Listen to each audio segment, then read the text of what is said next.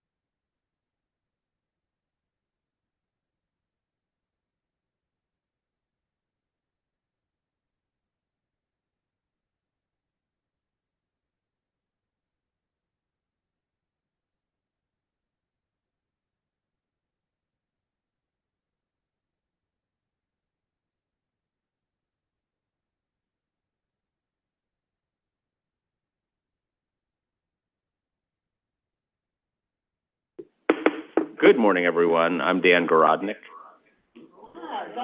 with an echo, which I think may be solved. Okay, great. Hello, everybody. Dan Gorodnick, Chair of the City Planning Commission and Director of the Department of City Planning. Welcome to today's public meeting of May 1st, 2024. We're going to start with a handful of votes before getting to our sole public hearing for today. We'll begin with a landmark designation for the Tremont branch of the New York Public Library in the Bronx.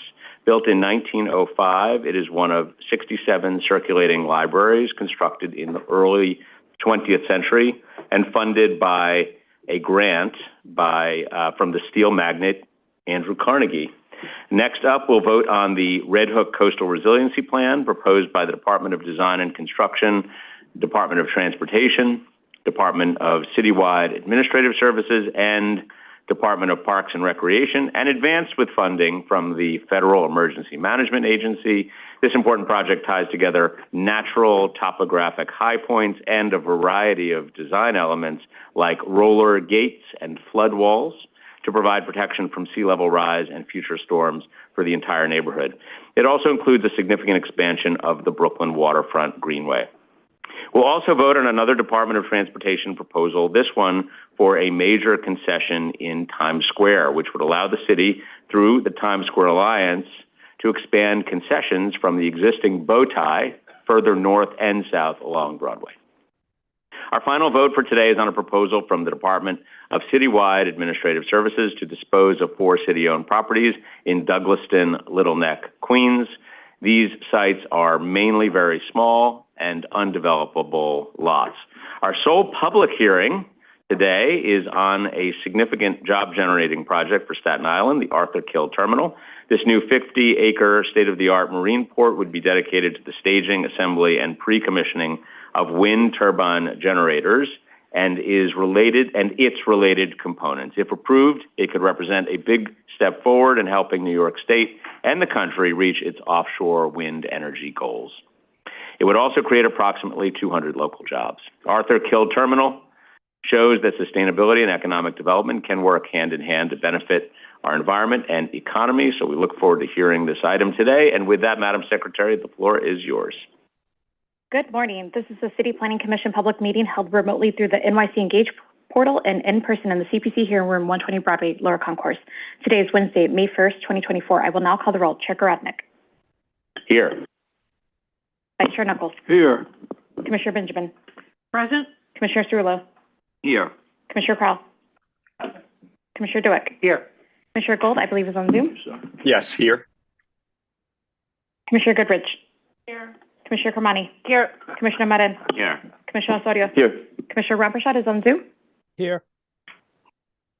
A quorum is present. The first item is the approval of the minutes of the public meeting of Wednesday, April 17, 2024. Great. On the minutes, I make a motion to approve the minutes of April 17, seconded by Commissioner Marin. All those in favor, please say aye. Aye. Aye. Opposed, nay. Okay, minutes are approved. Scheduling, calendar numbers 1 through 10. We have resolutions for adoption scheduling Wednesday, May 15th, 2024, for a public hearing to be held in person in the CPC hearing room, 120 Broadway, and remotely through the NYC Engage portal. Great. On the resolution, I make a motion to approve. Is there a second? Second. Thank you, Mr. Vice Chairman. All those in favor, please say aye. Aye. Opposed, nay. Okay, resolution is adopted. The next part of the calendar is the report section on page 6. Borough of the Bronx, calendar number 11, New York Public Library, Tremont Branch, CD6, N240300HIX, in the matter of a communication from the Landmarks Preservation Commission regarding a landmark designation concerning the New York Public Library, Tremont Branch, for the adoption of calendar number 11 for referral to the City Council. Chair Garodnick. Aye. Vice Chair Knuckles. Yes. Commissioner Benjamin. Aye. Commissioner Cerullo. Yes. Commissioner Crowell. Yes. Commissioner Doak. Yes. Commissioner Gold. Yes. Commissioner Goodrich. Yes. Commissioner Kermani. Yes. Commissioner Medin. Yes. Commissioner Osorio. Yes. Commissioner Ramprashad. Yes. A report has been adopted on calendar number 11 to forward to the City Council. Borough of Brooklyn, calendar numbers 12 and 13, Red Hook Coastal Resiliency, CD6, calendar number 12, C240035MMK, calendar number 13, C240036PQK, and the matter of applications for a city map amendment and acquisition. For favorable reports on calendar numbers 12 and 13, Chair Garodnick.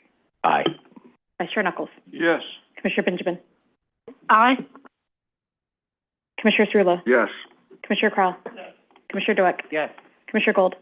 Yes. Commissioner Goodrich. Yes. Commissioner Kermani. Yes. Commissioner Medin. Yes. Commissioner Osorio. I vote yes, but I wanted to clarify that I vote yes to acknowledge the urgency of building adaptation measures in this part of the city, given the vulnerability of Red Hook and specifically Red Hook houses to flooding and storm surge. I also appreciate very much the language that was included in the report, correcting the record based on what we heard in the hearing and what the materials say, and also raising additional concerns regarding the need to expand future research to make sure that we clarify what we know, what we don't know in response to the community board's question about what data had been used and so forth. In closing, I just want to urge the need or recommend that we address the need to update language in the waterfront revitalization program relating to data required when we address and analyze climate change impacts in New York City communities. This is a case where we're responding to a very specific land use action that is building on 9 or 10 years of work.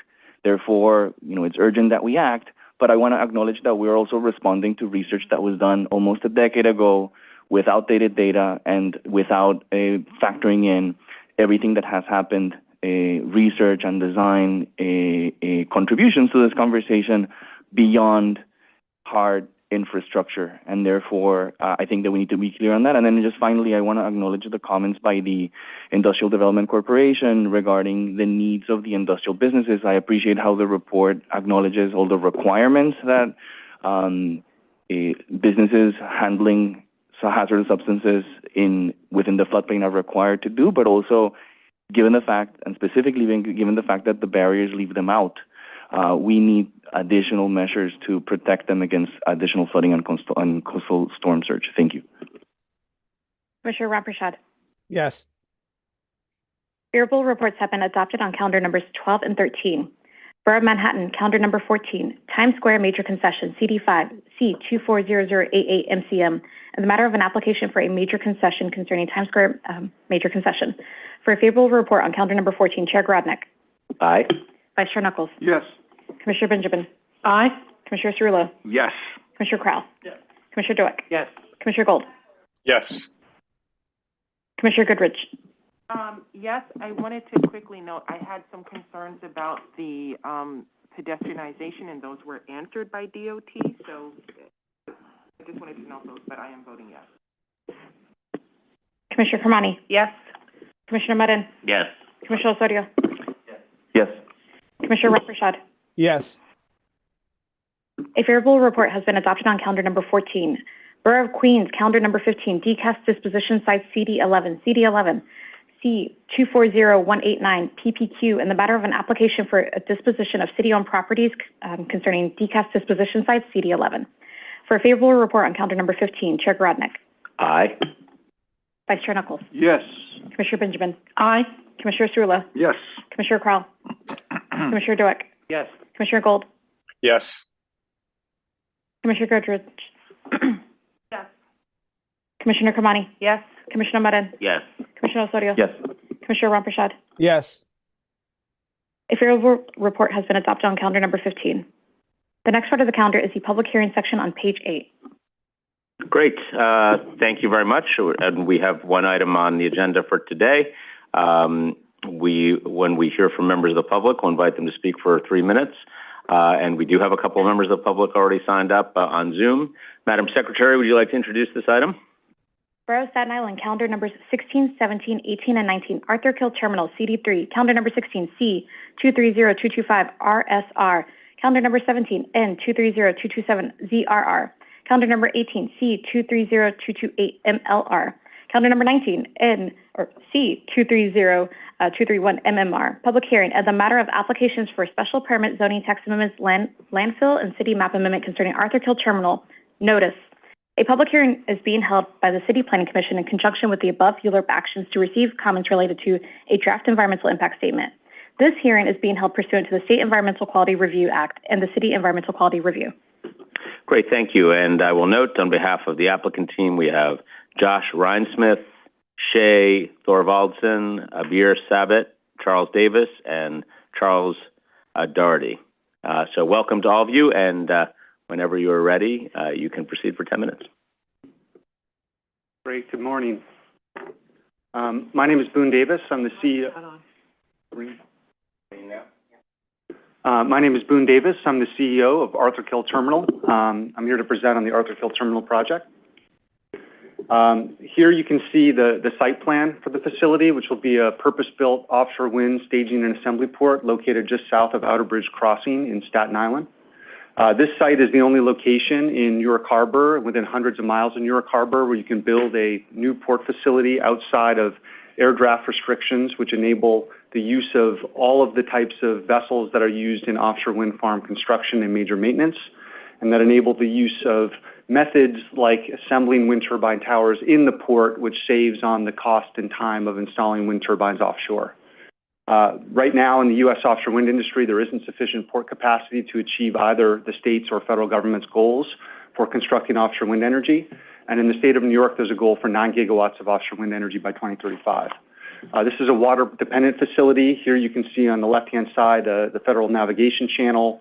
In green is a dredge basin that would be dredged to provide access for ships to the berth, which would be 1,365 feet long and able to support the weights and dimensions of some of the largest offshore wind turbine components in the market today and planned in the near future.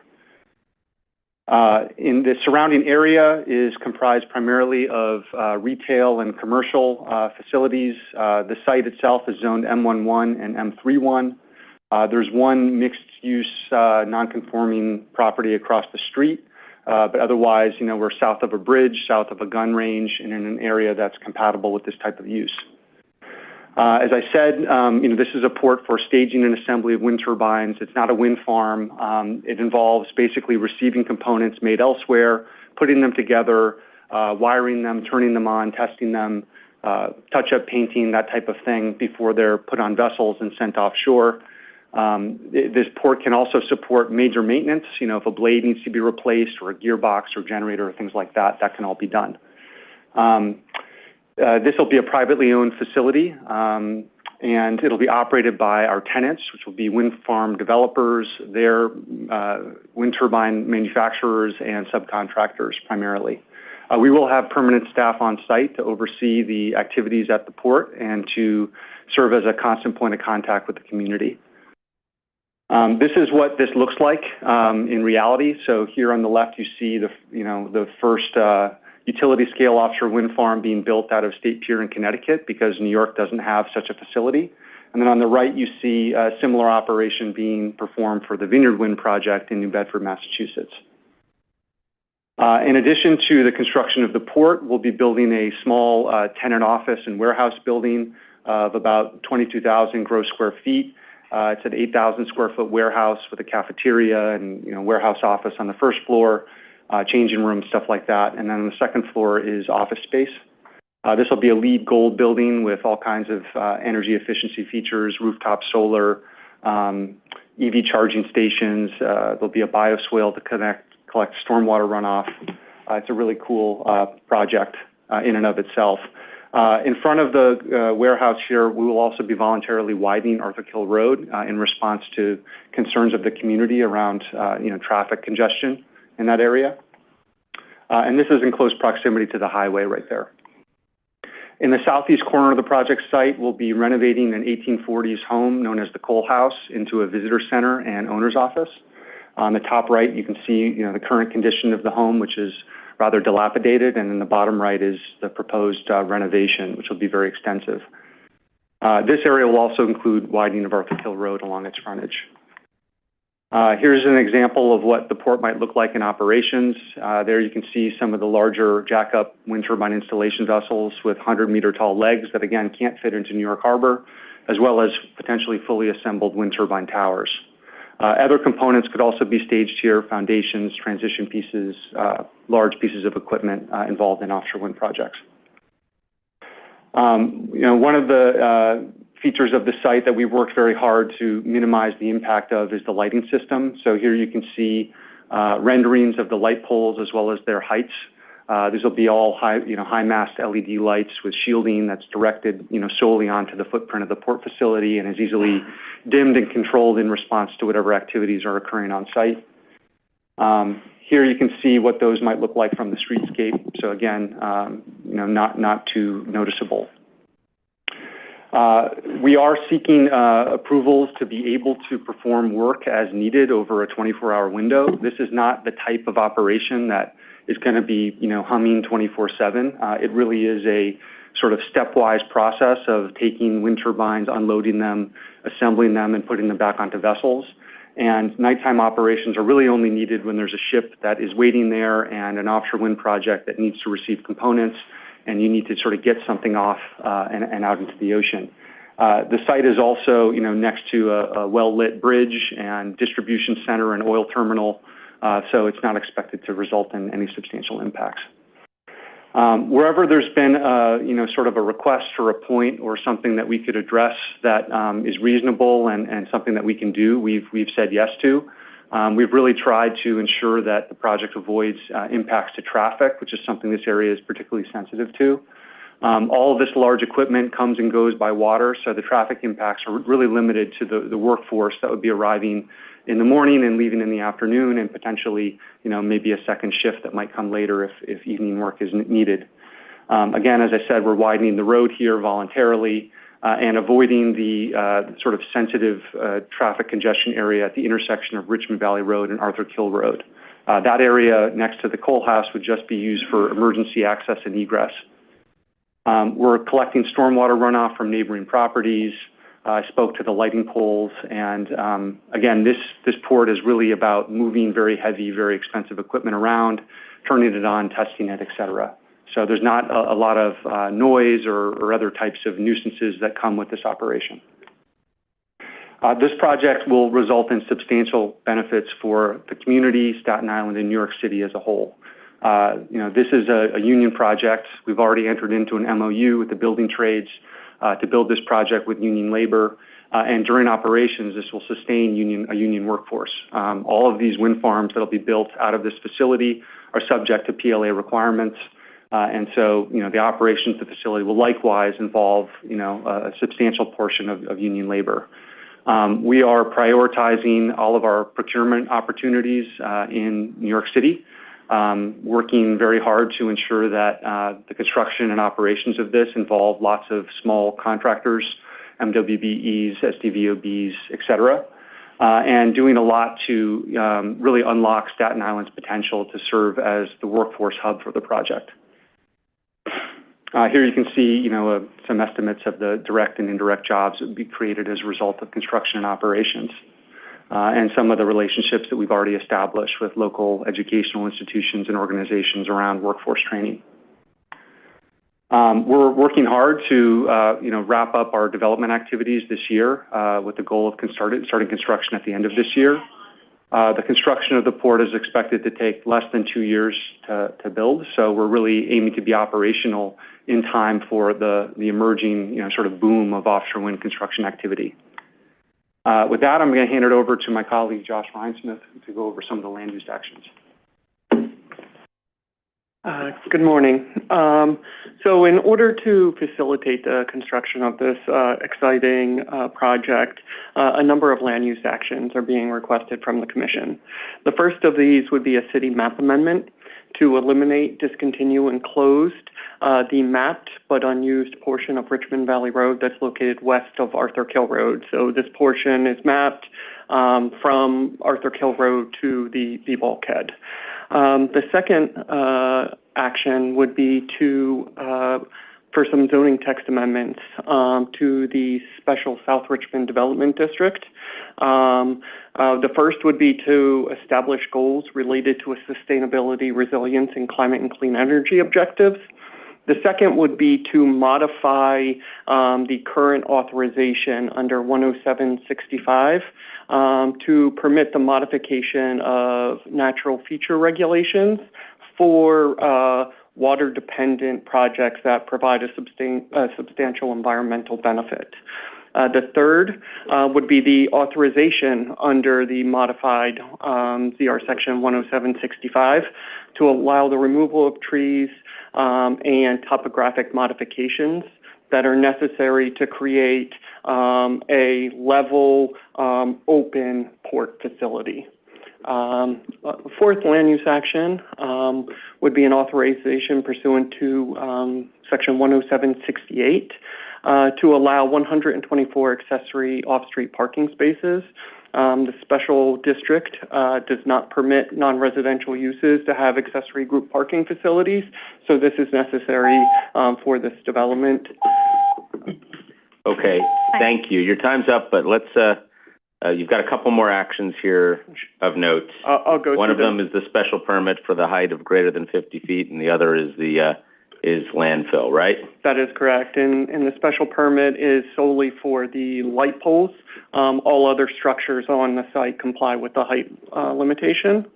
And the landfill action is the fill that's necessary to create the 1,300-foot quay where vessels can come and dock for incoming and outgoing services. Okay.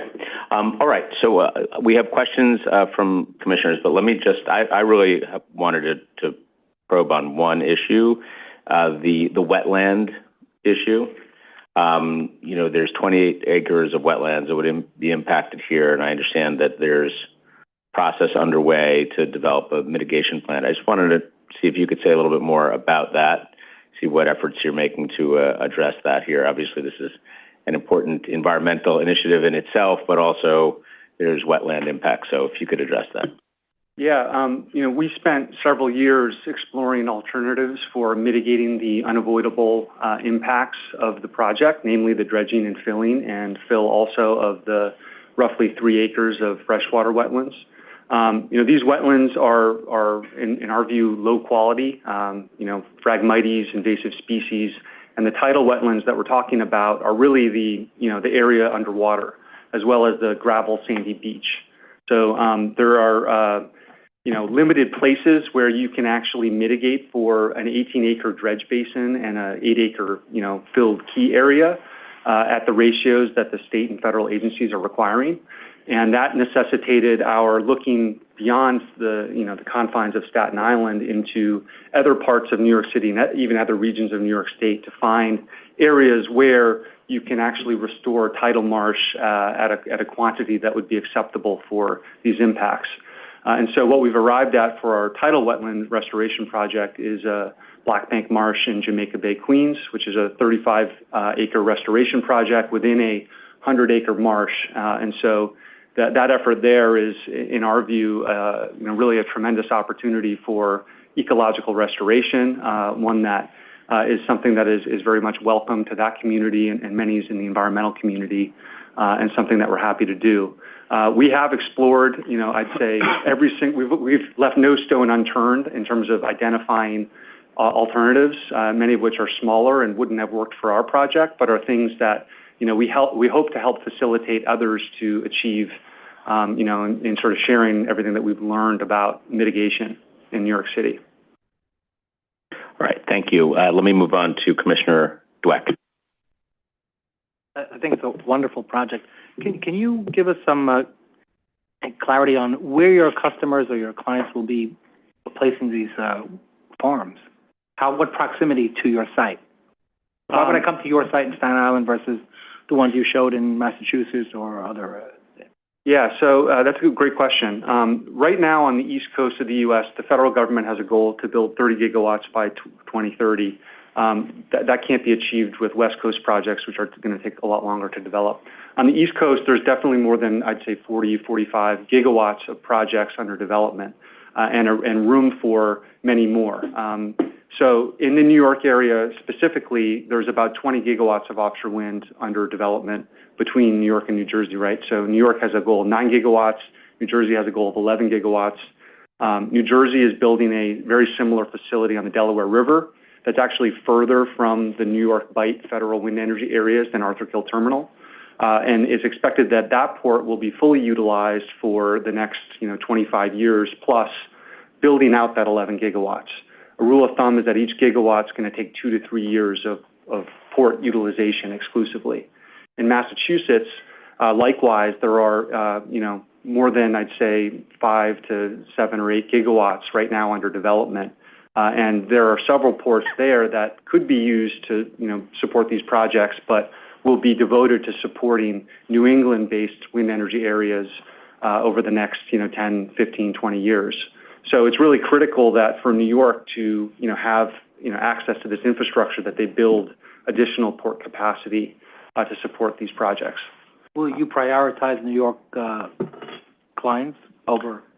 Yeah, I mean, New York projects will prioritize us, is a better way of putting it. But yeah, I mean, most of our tenants are New York-focused projects with New York offtake agreements either in hand or projected. And have you taken advantage of any of or do you plan on taking advantage of any of the New York City IDA benefits? Yes, we do. Thank you. Thanks, Commissioner. Vice Chair Knuckles. Thank you. I believe in the presentation, you indicated that there would be permanent jobs of approximately 519, or did I recollect that precisely? I think that's probably indirect and induced. So this is an economic impact analysis that goes beyond just the direct jobs that would be occurring on site and also forecasts out the additional employment that would be sustained regionally by these people, working in this area. So the direct jobs are 150? Yeah, roughly. What type of jobs are they? I'd say, and again, it depends on the project and the specific work that each project requires to be done, but I would say 80% of the jobs are union trades jobs, electrical work, operating engineers, stevedores, iron workers. I was personally involved in the operation of the first offshore wind staging and assembly port in the United States in Providence, Rhode Island, for the first wind farm built off of Block Island.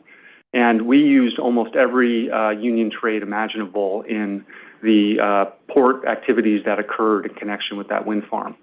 The 20% would be, management jobs, engineers, administrative personnel, project managers, safety managers, that type of thing. And you will recruit those positions how? So, again, we are responsible primarily for developing this asset and leasing it out to others. Yeah. But we are, your tenant. We're considering, working with certain port operators that would be then responsible for, some of the workforce stuff that is involved with operating the facility. The tenants of the facility, the wind farm companies, will have, manufacturers of wind turbines that are under contract to build these projects. Companies like GE, Siemens, and Vestas. and they will have subcontractors and their personnel also on site. So it's going to change a lot in terms of, year to year and company to company, but in the aggregate, that's the quantum of jobs and types of jobs that would be generated. So the entity that is leasing this site will lease it for how long? What's the duration? A few years at a time. A few? A few years each, yes. And what's a few? Is that 10? 3. Really? Yeah. Just 3? Yep, and then the next wind farm will come in and lease it for 3 years, and then the next one, and then the next one, until we have all of our wind energy built out over the next several decades. And then every 25 years, these wind farms reach the end of their design life and are decommissioned and then recommissioned or repowered and rebuilt.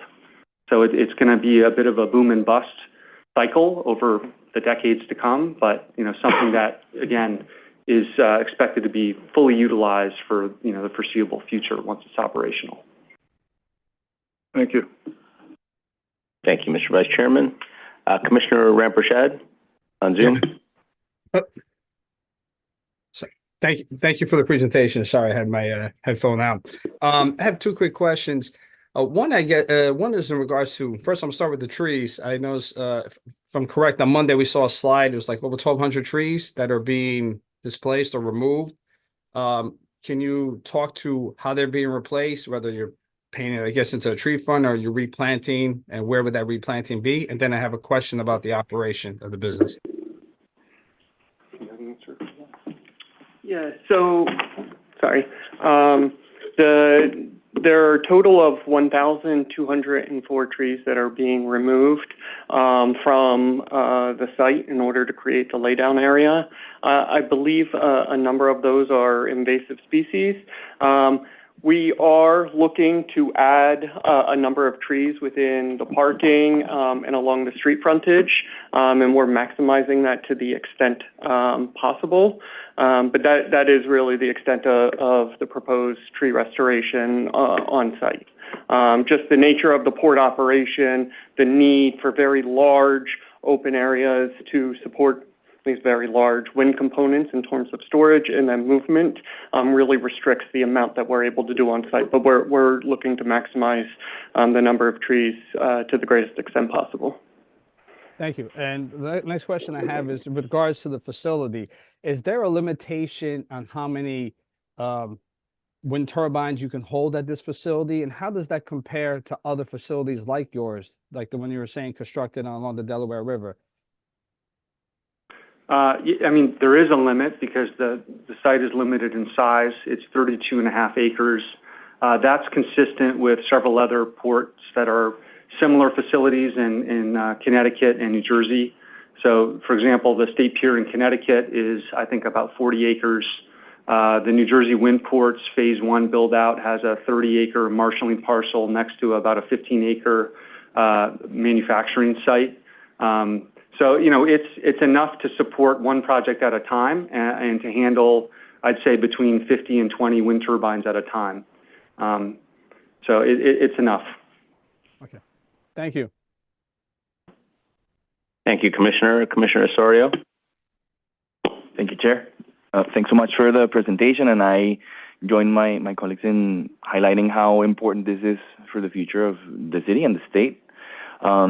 We require a private sector that is activated in this way to be able to achieve the goals that have been legislated. And it's not possible if we don't start planning and anticipating this ahead of the market. So I appreciate everything that you're doing in that regard. My colleagues have asked a bunch of the questions that I had, but I still have a couple. So I wanted to follow up on your response to the chair regarding the mitigation banking.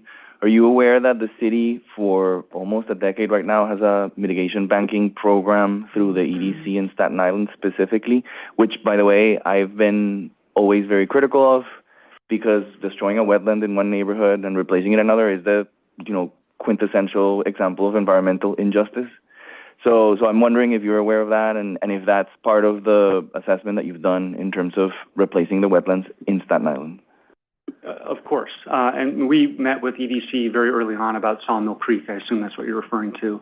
That site does not have anywhere near the number of credits that we would need for, our impacts. So doing a, permittee-led mitigation project, I forget what the term is there, made more sense from our perspective rather than focus on getting like a few credits, which can be used by others.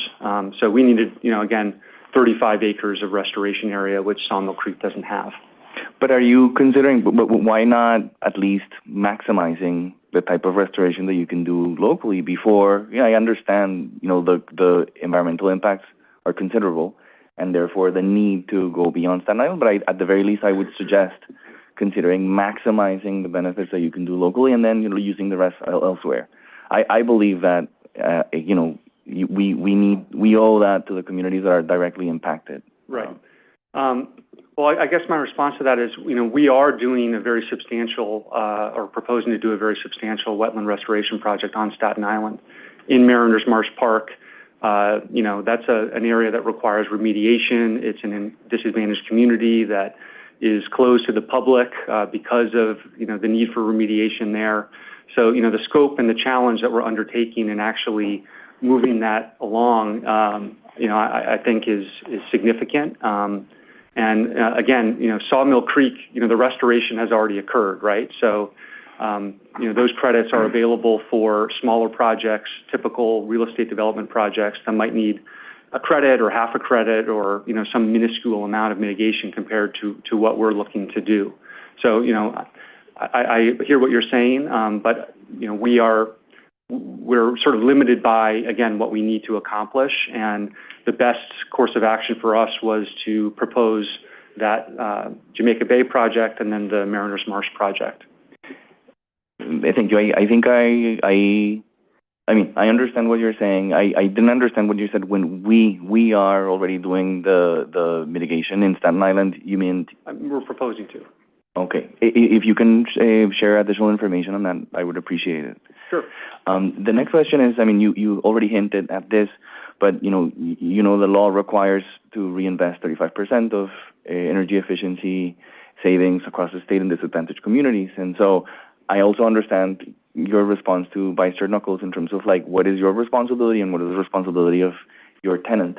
But there is a lot that you can require your tenant to do, and I'm wondering if you've started conversations with local environmental justice groups in terms of identifying where those disadvantaged communities are and what are their priorities, so that you can anticipate a little bit what the applicant decides and actually ask for it. Yeah, so we've been thinking about this for the past 6 years. Our site is not located in a disadvantaged community, but much of Staten Island is a disadvantaged community, particularly the North Shore, where there are all of these existing businesses in the maritime services world that are, ideally positioned to serve the U.S. offshore wind industry. So our project, the way that we sort of approach this is through our procurement processes, encourage and, basically force our suppliers to subcontract to MWBEs and DAC areas as part of their, build out of the port. Operationally, I can't speak to how our tenants aim to do the same thing, but they have similar incentives established in their contracts with the state that encourage them to also, prioritize workforce development and investment in those areas. And so, again, by building this port here, which is a train ride away from the North Shore of Staten Island, and by building it in a way that activates those suppliers and that workforce, we think that minimum threshold can be achieved. Thank you. I understand your response, and I don't mean to undermine the importance of what you've listed in terms of securing local employment and unionized jobs. But the spirit of that provision in the legislation is to create local wealth. And so that's an important component of a much larger agenda, let's say. And the reason why I'm asking this is because I didn't see any of the organizations that would be required to work with as early as possible to identify what are their priorities and needs, because that's not to be sort of left for the tenant to decide or identify.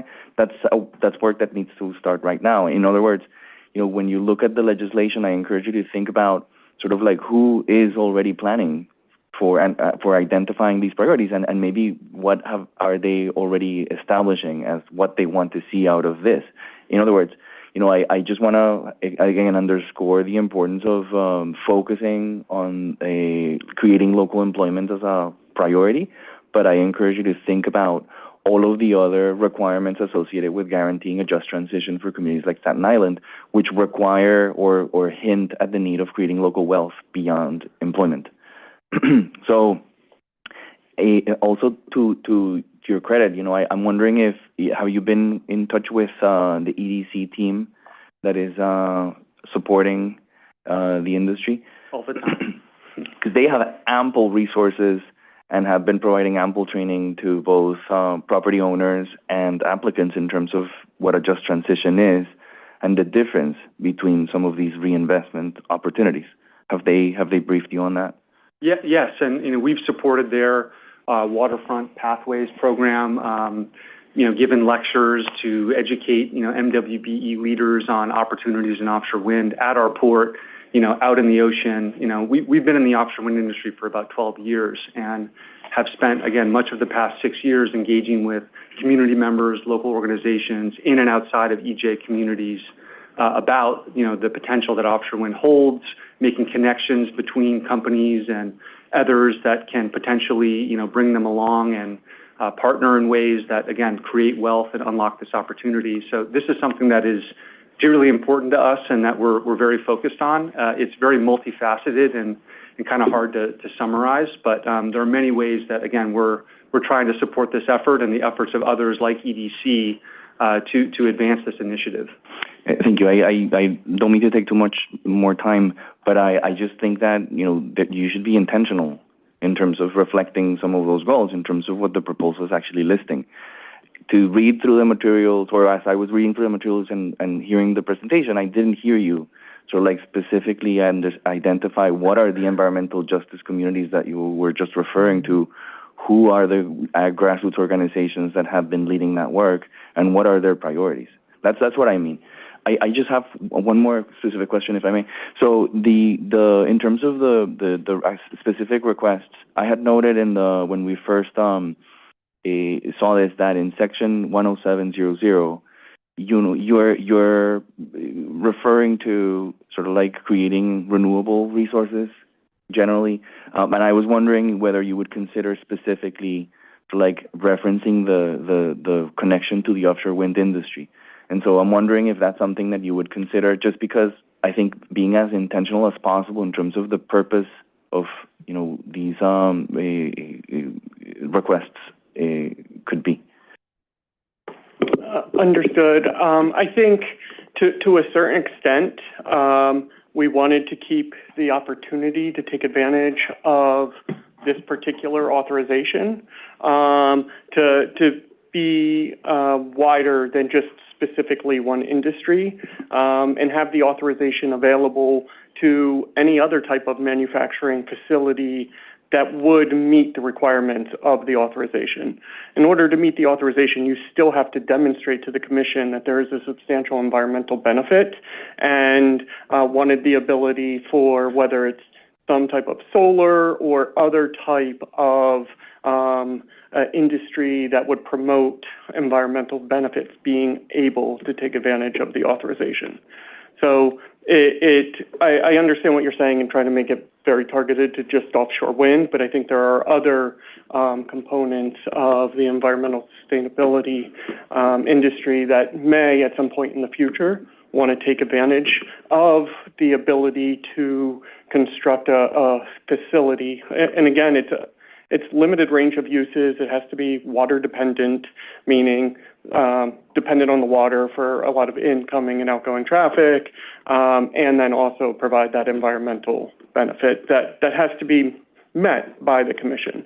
So it was intentional to leave it a little bit broader to accommodate other types of industries that could meet the findings.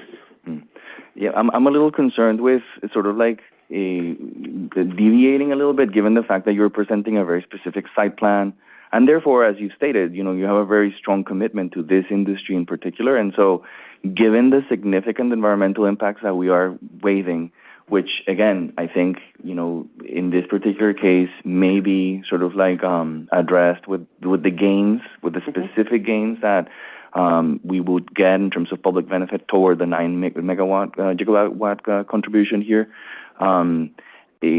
You know, I encourage you to think maybe about this more clearly, because this is a case where we are considering this because it's a really specific contribution to a larger state goal. Having said that, I wanted to ask one quick thing in terms of in section 10768, in terms of the accessory off-street parking.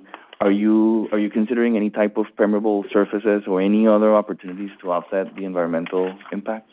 Yeah, I'll just confirm, but I believe the entire parking lot and all the paved areas are permeable. Okay, great, thank you. And in terms of the section 10763 regarding the light poles, is there any solar, or I think there is a solar component, but can you help us understand how much energy will be required versus how much energy will be produced on site? Yeah, I'll describe the solar component of the project, and I'll have to defer to my colleagues about how much energy that would generate versus demand.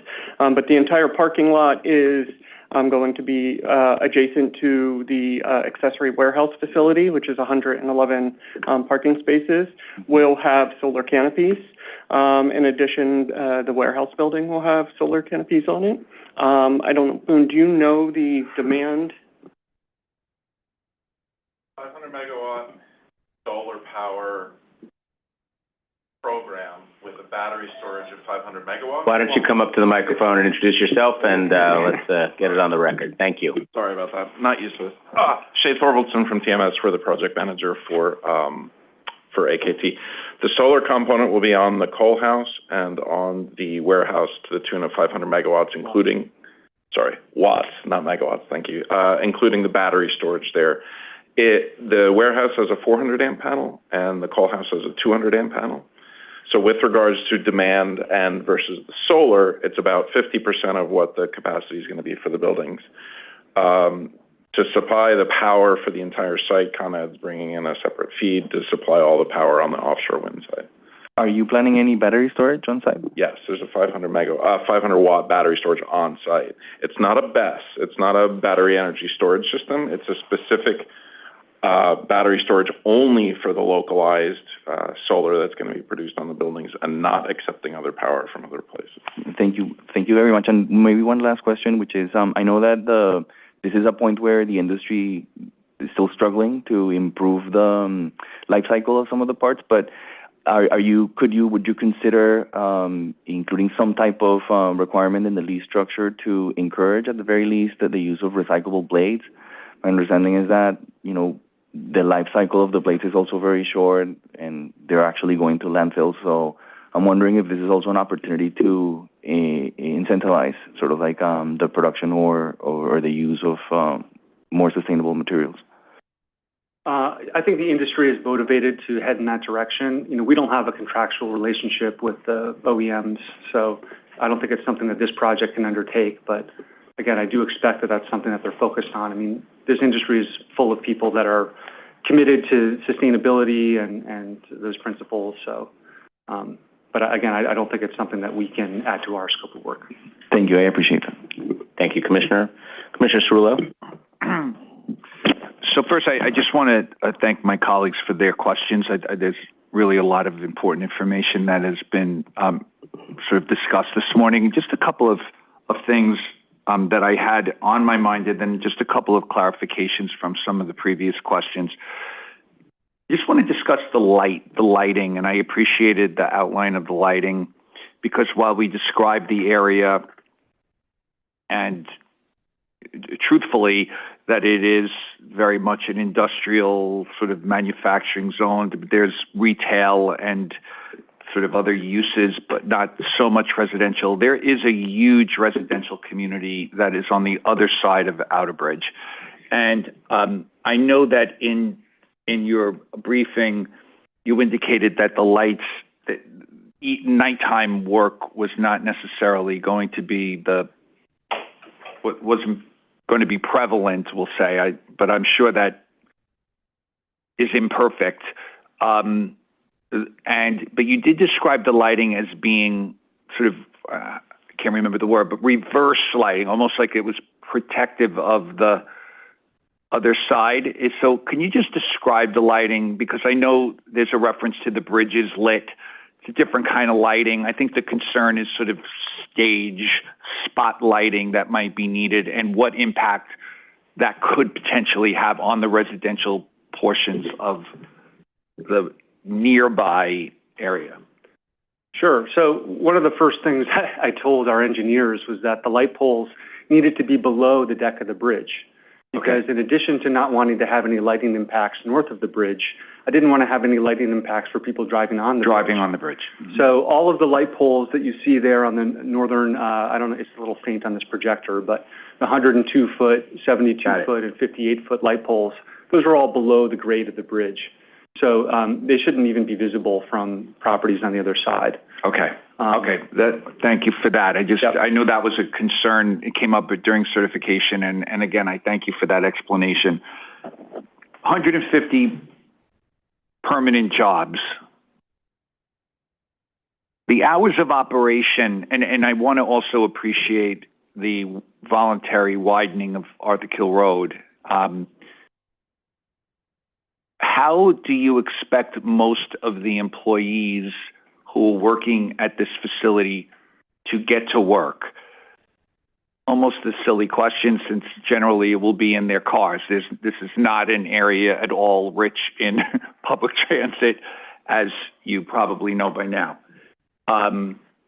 So what is the expectation in terms of how many people are working in a day in the hours of operation, so that 150 people, likely each in their own vehicle, are coming and going, and then the impacts that could have on traffic, even though we know the operation is primarily waterborne? You raise a good point, and I don't have the answer off the top of my head as to what percentage has been assumed of workers driving by car. I assume it's very high because, again, this is Staten Island. We could assume it's going to be high, yeah. But I know that it didn't warrant a traffic impacts analysis because it's below that threshold, and it is going to be split between two areas, right? So there is a visitor center, which would be, I think, 4 or 5 people, and then the rest in the warehouse. And I think in terms of just the nature of the work, I mentioned the 80-20 split. The 80% of workers that are, let's call them union trades, have different hours likely than the 20%, that are coming in to do office work, right? So those folks will come in maybe a little bit later, but most of them, will be coming in, I think, before rush hour and leaving earlier in the day when their shift is technically up. And not all that 150 is going to be, morning and afternoon, come and go. That does include, I think, some additional, evening, flex work. But I have a beer here with me who can correct all of that. Hi, Abir Sabat. We did the EIS for the project. And actually, the EIS was very conservative in the assumptions that we used. We actually assumed up to 200 employees a day instead of the 150 that is probably going to be more typical. But those 200 are daily employees, and they're split over 2 shifts minimum. Okay. So they're not all going to be on site at the same time. And then the shifts, as Boone mentioned, because shore operations, they usually have earlier work hours. So they're usually, we analyze the 5:30 to 6:30 a.m. and 5:30 to 6:30 p.m. peak hours. And again, our analysis was very conservative because it assumed 100% attendance, whereas in reality, people could be out sick or on vacation. So even with this very conservative analysis, we did not disclose any traffic impacts in the area. We triggered analysis at 3 intersections, which was immediately adjacent to the site, and there were no traffic impacts disclosed. So, well, thank you for that. What are the shift hours? Well, again, the shift hours are going to depend on the specific operator who will be leasing the property, but for the EIS analysis purposes, we assume the shifts are 6 to 6, 12-hour shifts, which is 6 to 6. Yes, that's the shift that was assumed in the EIS. There could be instances of specific operators doing 3 shifts instead of 2, but by us assuming 2 shifts, it's actually more conservative because it bunches everybody together in 2 shifts instead of 3. If it was 3, it would be more spread out over the day. Understood. I appreciate that. And I'm going to just use the opportunity, since you talked about the operator, to address, raise this next question, which came up in the dialogue that you had with the vice chair. And really was sort of a lesson of not really understanding how this all plays out from this point on. So I would need some help in just understanding better. This is an application to do the development. Can you, and you talked about getting an operator that would be in there for 2-3-year leases. Please help me understand how this process works. You build this thing and you get a tenant for 3 years. Then what happens? You hope to negotiate with that tenant? Do you continuously seek new tenants over time? What happens if no one responds to the site? How does this work on a practical level once we say, go build this thing?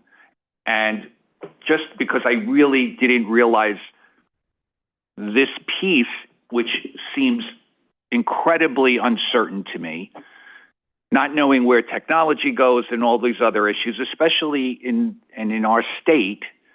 You know, we're hearing a lot about delays in funding for these, you know, for what we're building and what we're doing and what impacts that has on a facility like this. And I would appreciate your take on that as well. So please explain to me how this works and that every 3 years you're not bidding out this site to a new operator who has to come in, perhaps not the right terminology, but you get the point.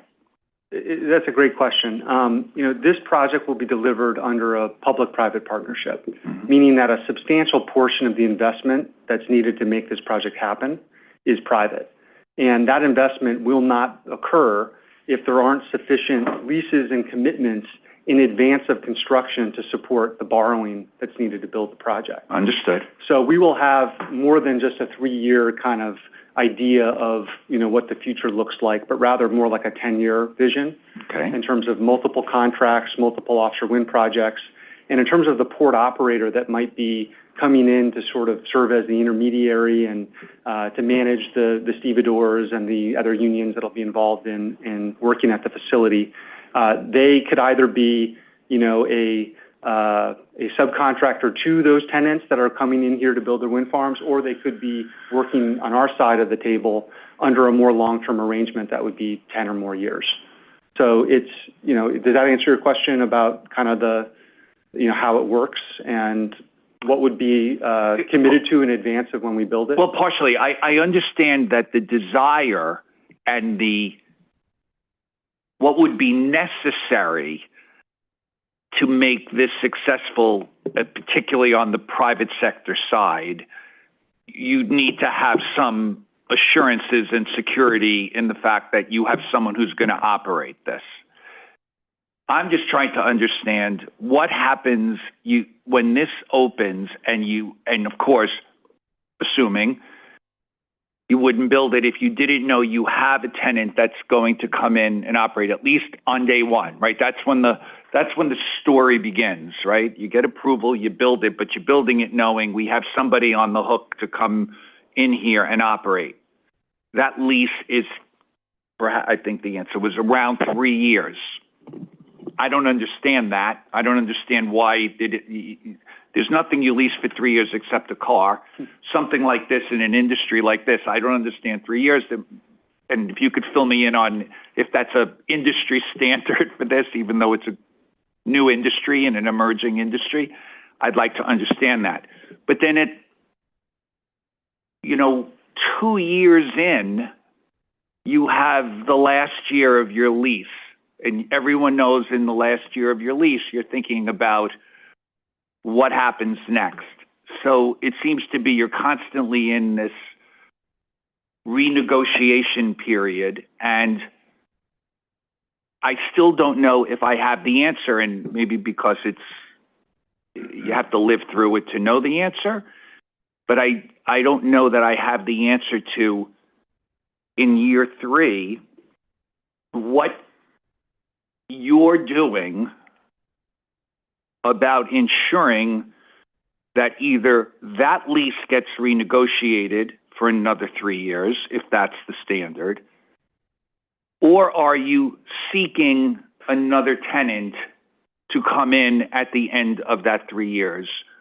And how is that guaranteed to the investors and the community, that there's a successful result of that process, so that this doesn't become all the investors lose their money, the public's money was wasted, so to speak, and this facility is sitting there that is now vacant and empty for a period of time or forever? That's where I'm having trouble following the story. This is Charles Doherty. I'm Boone's partner. So let me just paint the basic picture. We have two things that we have to get done right now. We have to get all of the authorizations and permits from the many, many government agencies that are looking at us in order to be able to build the facility. Mm-hmm. We also have to pay to build the facility. We have to fund it. Okay. And that basically has three components to it. We have to have an equity investor, which we have. Mm-hmm. We have to have government support, which we partially have, and we're seeking the balance of, and that support is in the form of grants. Mm-hmm. So we have a grant already from the MARAD, the Marine Administration of the U.S. Department of Transportation, for roughly $50 million, but we need more in order to have enough. And then we have to borrow commercially. So we're going to have to borrow somewhere probably in the order of $200 to $225 million to build the facility. The only way that we're going to get that borrowing done, and the only way that our equity investor will put up the considerable number of dollars that will be required from them to build the facility, is if they have assurance before they've funded $1 that we're not going to face the negative scenario you were outlining of sitting there with twiddling our thumbs, wondering if a tenant's going to show up. We're going to have in hand not just the first 3 years covered, but probably the first 9 to 12 years covered. So before the spades first go into the ground, before we dredge one bucketful out of the dredge basin, we're going to have commitments, enforceable commitments from tenants that says this facility is going to be used for at least the next 10 years. The other thing that the investor and that the lenders, and for that matter, the government agencies that are looking at us, are thinking about, well, okay, great, out 10 years is wonderful, but we're spending a lot of money here. What happens after that? And that's when you have to step back and look at the overall market. And what we know is that New Jersey already has a goal of 11 gigawatts of offshore wind energy. New York has a goal today of 9 gigawatts. The CEO of NYSERDA announced last week at the National Conference on Offshore Wind that she expects ultimately, consistent with what the New York State Climate Council has said, that New York's going to need 20 gigawatts of offshore wind energy. Assuming all of that plays out, and it will, despite the current bumps in the road that you've seen recently in the media, what that means is that this facility is going to have tenants probably for the next 25 years to build their facilities to meet those goals. And what Bood alluded to before, which is these wind farms have a good life of probably 25 to 30 years. And then you have to go out and basically replace the turbines. Those turbines are good for about 25 to 30 years. To replace those turbines is going to require the same kind of port that's involved in originally building them. That's us. So we foresee, given the demand that there is for offshore wind energy, that we're going to be busy well past my lifetime and probably past Boone's lifetime, and he's a heck of a lot younger than I am. That's simply a question of looking at the overall market demand and knowing that for New York to meet not just its immediate 9 gigawatts or even that 20 gigawatts, for New York to meet its emission reduction goals, its renewable energy goals overall, a big piece of that has to be offshore wind energy because there is nothing else to put in its place. There isn't enough land available in New York State to build wind energy on land. It has to occur offshore, and you can only build so much solar. So it's going to be offshore wind energy, and that's as true of Massachusetts and Connecticut and New York and Maine and many, many, many other states and California and other states along the Gulf as it is as it is here. Okay, I appreciate that. I understand what you're saying. So if we were to sort of go in reverse to the question that was posed by the vice chair, the answer on the issue of the tenancy is that it's expected that tenants would be there for 3 years, but the project would have commitments of tenants, whether it's the same one or different ones, for upwards of at least 10 to 12 years. Precisely. So then the final question I have is, why are there 3-year leases? Okay. Why don't you have a 10-year lease with a tenant? It's like a pop-up store with a little longer tenure, okay? So they're leasing us in order to build a project. They don't need us once their project is built. Oh, I see. And it's going to take 2 to 3 years to build their project. Once they've built their project, what they need is an operations and maintenance facility on land in order to support their day-to-day operations. But using us for O&M is a waste of our facility. We're far better used for the construction of farms than we are for what's fairly modest work for an O&M. We might get used occasionally for O&M if there's a big component that has to be brought out to sea, like a new blade or maybe a new generator. But barring that, the O&M is going to happen out of small ports around New York that are maybe 5 acres or even 4 acres. They don't need to be big, and they don't need to have the kind of weight-bearing capacity that we have to deal with the large components. I understand. I appreciate that. Thank you very much. Thank you. Sure. Thank you, Commissioner. Let me go to Commissioner Crowell.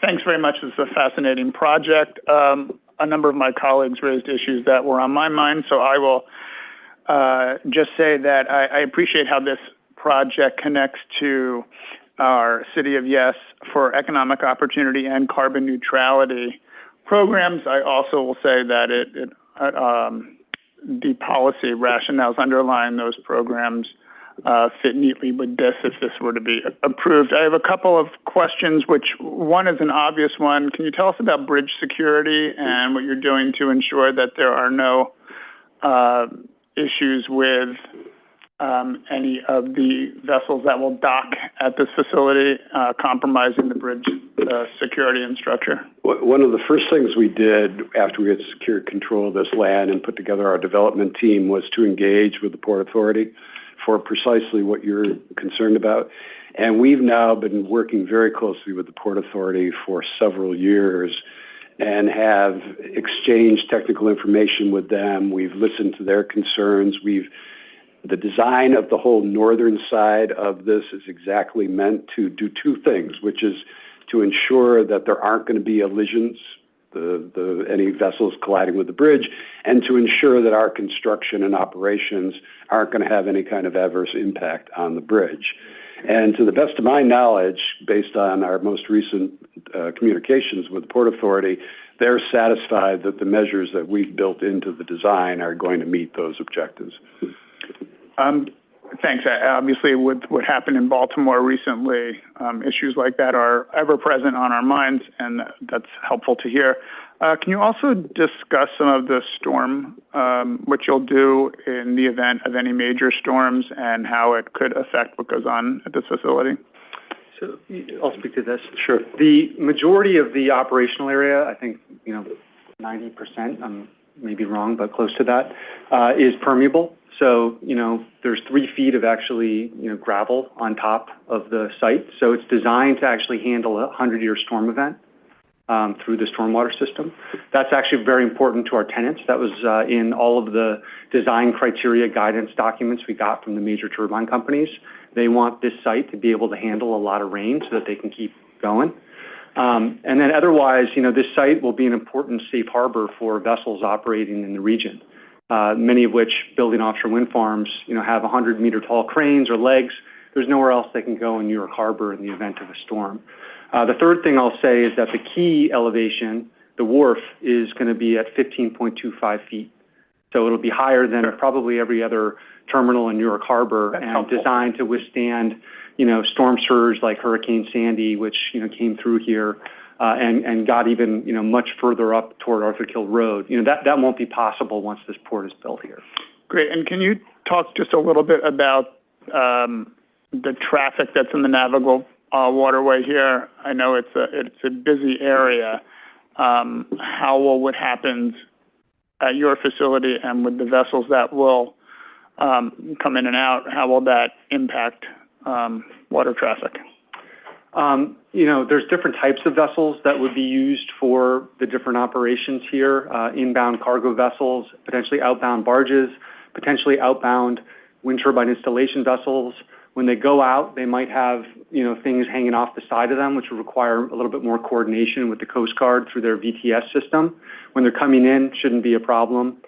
This part of New York Harbor is actually much less traffic than Ambrose Channel, which serves, the port of New York and New Jersey and Elizabeth and all those places.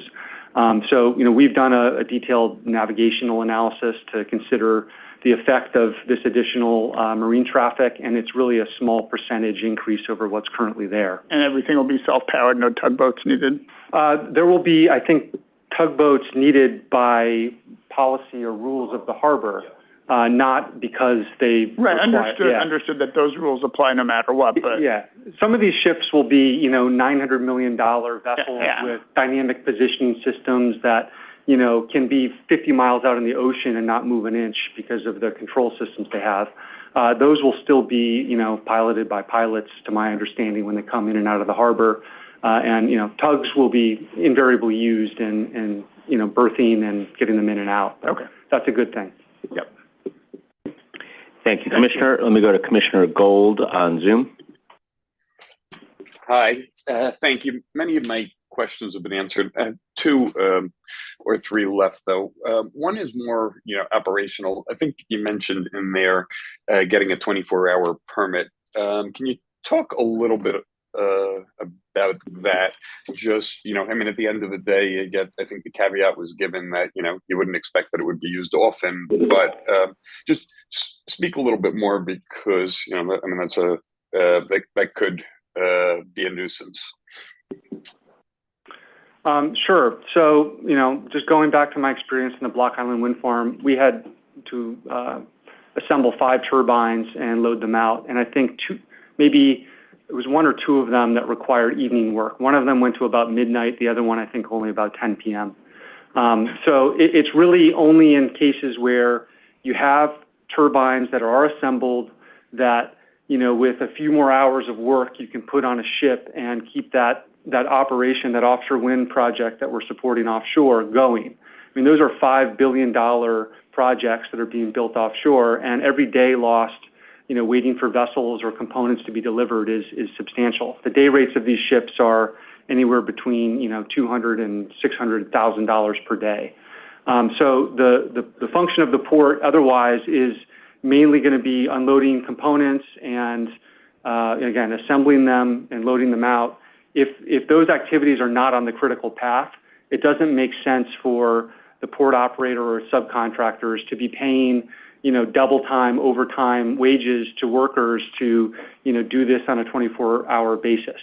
The other thing I'd point out is that the marine operations are probably going to be the slower part of this than the port itself, just based on how close we are and the pace at which offshore wind construction has been occurring with, available vessels in the market today.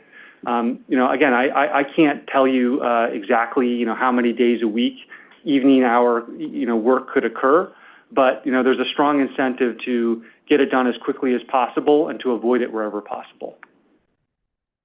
Yeah, I guess the balance, if we're saying they're $5 billion, then they're $5 billion, and so every one of them is a priority, if you will. So if there are things that need to be done because it's time sensitive, that could be more often than not. So like who effectively on your end or on the operator's side, who makes that decision, right? If every unit could be priority or could be emergency, so to speak, because of the cost of not having it running, couldn't this put us in a situation where it happens more often than not? Again, this is not, my decision to make. It's been, many years since I worked for an offshore wind developer and looked at the spreadsheets that are involved in coordinating marine logistics for building wind farms out in the ocean. A lot has changed in terms of vessels and planning and technology that's used to avoid, unnecessary costs and alleviate bottlenecks. But those, the operational work occurring at the port is not in our scope. We're just responsible for delivering the port and overseeing its sort of maintenance and management. Got it. Okay. I mean, it is something that would be worth examining just because of, as I said, the nuisance there. Having grown up not too far from that area, definitely, sensitive to the quality of life and the potential. The second question is more holistic, and it sort of feeds on the discussion that you had with Commissioner Cerullo, who was also, well, he's still from out that way, or not too far. And that is, I just wanted to understand a little bit better. I guess I thought I understood from the documents that we have, but I guess I'm somewhat confused by the operation. So I just want to walk through that a little bit, again, to understand the staying power here. So effectively, you sit in the seat of landlord, if you will, right? And then there are subtenants. Is it one subtenant for 3 years, or is it a number of subtenants? How does, just walk through that a little bit, because I think the back and forth left, I can at least speak for myself, but some of us confused. Sure. So we are the landlord. That's correct. The beneficiary, the folks that are benefiting from using this port are the wind farm companies.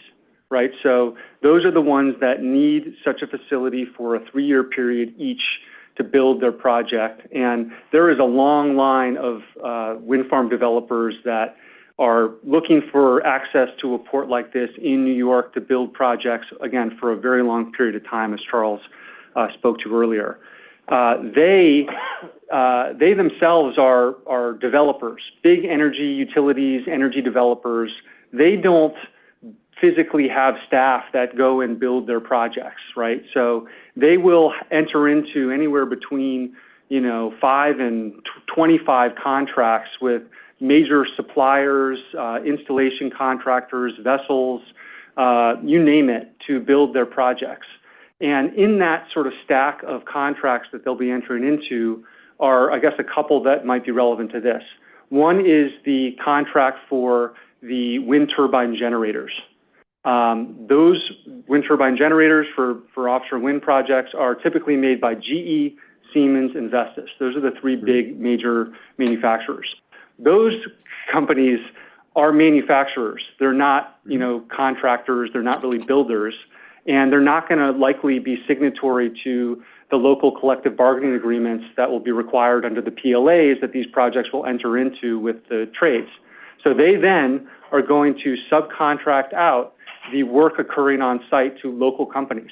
So local crane companies, local electrical shops, local ironworkers, you name it, right? It'll be those companies that will be, in teams of 5 to 10 to 20 people hired to come in to the port, handle, assemble, pre-commission this equipment, load it back onto vessels, and send it out to sea. And the complexity here that I spoke to earlier is that on the sort of port operator side of things, that could be something that is on our side of the table, where we partner with a port operator and they, have the right to manage the stevedoring and some of the work that occurs on site on a long-term basis. Or that could be something that we leave in the scope of our tenants, meaning the wind farm developers. So it's, again, there's a couple different types of businesses that'll be involved in this, and it's a rather big and complicated stack, but I hope that clarifies your question. A little on the margin. So let's try it again. So, all right, so you're a landlord, and in there, I mean, are we work, right? I mean, do we have 4 or 5 different subtenants? Is it one subtenant who's in there until they get their farm done? It's certainly not, I think what you said is it's not GE Vernova who's leasing space from you, right? It would be the sponsor, if you will, of the wind farm.